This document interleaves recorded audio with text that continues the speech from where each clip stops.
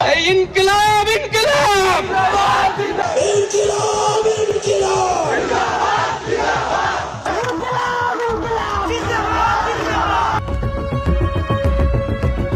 ফেসবুকে কেন ট্রেন্ডিং ইনকিলাব জিন্দাবাদ এই প্রশ্নই এখন আলোচনার কেন্দ্রবিন্দু। সম্প্রতি ভাষা ও রাজনৈতিক পরিচয় ঘিরে তৈরি হওয়া এক বিতর্কের জেরে সামাজিক যোগাযোগ মাধ্যমে আবারও আলোচনায় উঠে এসেছে ঐতিহাসিক এই স্লোগান। মহান শহীদ দিবস ও আন্তর্জাতিক মাতৃভাষা দিবস উপলক্ষে সিরাজগঞ্জে আয়োজিত এক অনুষ্ঠানে বিএনপির স্থায়ী কমিটির সদস্য ও সাবেক মন্ত্রী ইকবাল হাসান মাহমুদ টুকু ইনকিলাব জিন্দাবাদ স্লোগান নিয়ে প্রশ্ন তোলেন।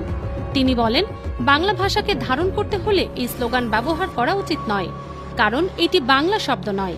তার এই বক্তব্যের ভিডিও সামাজিক মাধ্যমে ছড়িয়ে পড়ার পরপরই শুরু হয় তীব্র প্রতিক্রিয়া। এক পক্ষ ভাষার বিশুদ্ধতার যুক্তি তুললেও অন্য পক্ষ বলছে সংগ্রামের স্লোগানের কোনো নির্দিষ্ট ভাষা হয় না। ঐতিহাসিক